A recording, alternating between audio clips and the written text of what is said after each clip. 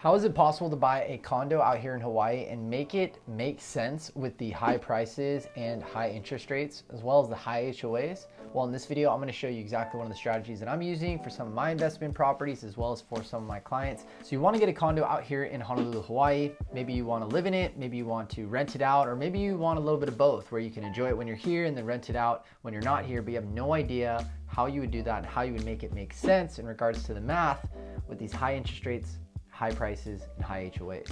Well, in this video, I'm gonna show you exactly what you can do, what I'm doing, and what a lot of my clients are doing. So make sure you stick around to get all the details. See you on the other side. What's going on, guys? I am here with my man and main investor, Chewy, and discuss some strategies on how you can make a condo out here in Hawaii make sense with the math, even with these high interest rates and high prices. So before we jump into that, let me quickly introduce myself. If this is your first time here, this is Chewy.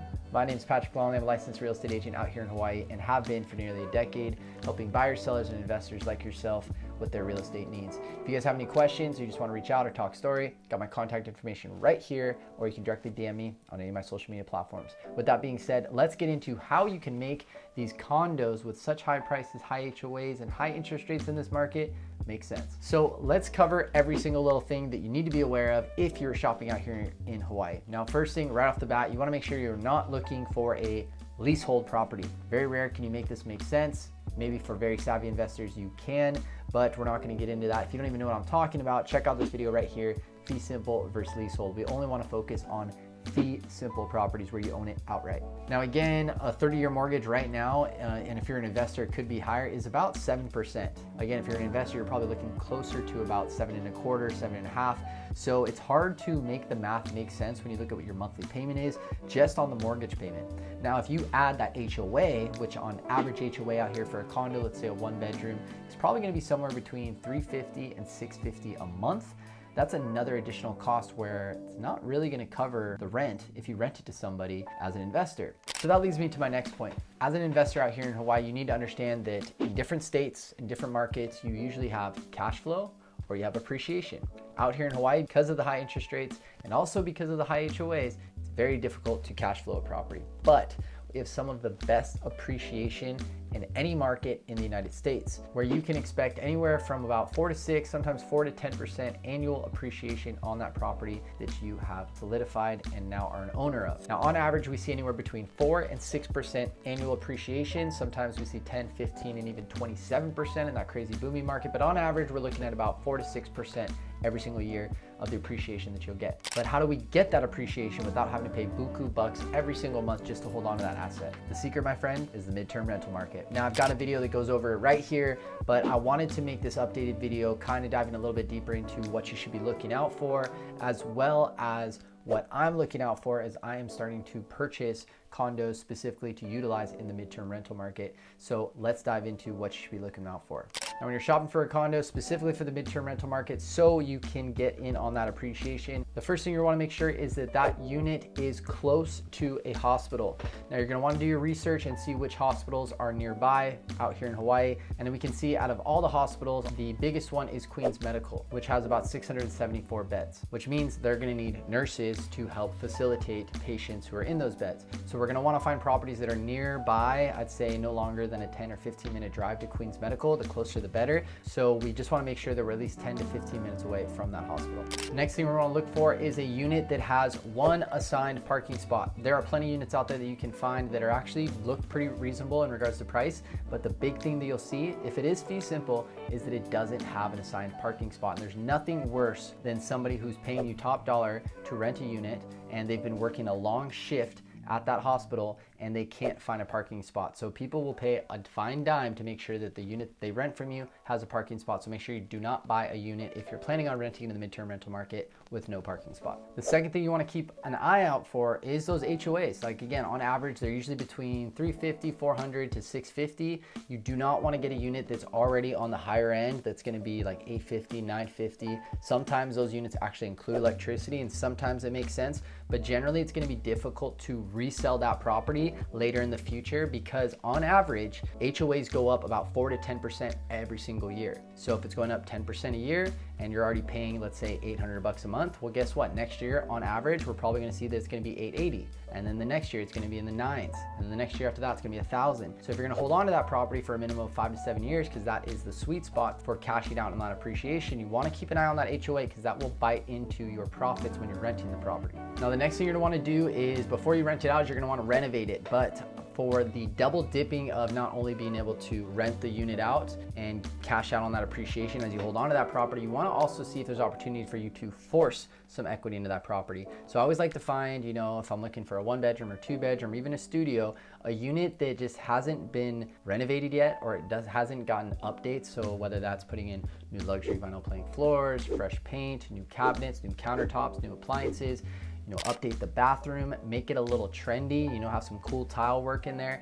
Those are opportunities for me to go in and do that and increase or force equity into the property. So if I'm able to buy it for, let's say, $325, I spend about 20 grand renovations, I'm at, you know, a cost of $345, but now it's worth $390. That is an opportunity where I just walked into equity, and those are opportunities you can find if you're okay finding a unit that has not been renovated yet and you do the work to cash in on that equity.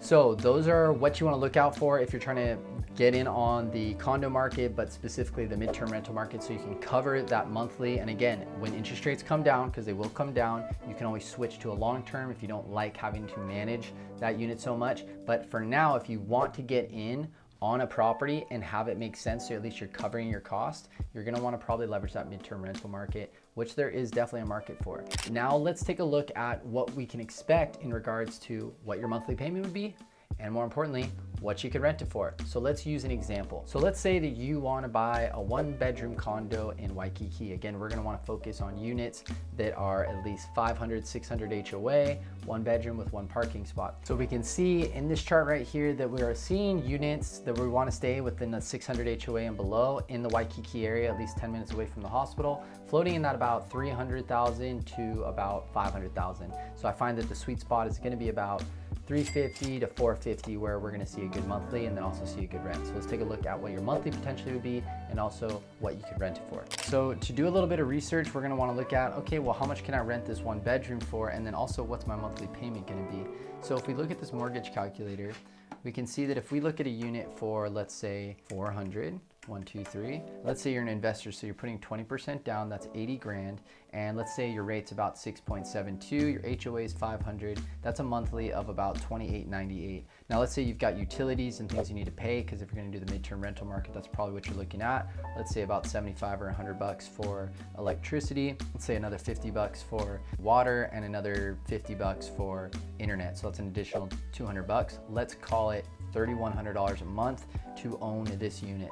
Now we need to find a way to cover that cost. You definitely cannot cover $3,100 on the long-term rental market. Now, if we look at Furnish Finder and we just type in Honolulu, Hawaii, and we just look for a move-in date, let's just say in July, and let's keep it broad first before we put in a budget.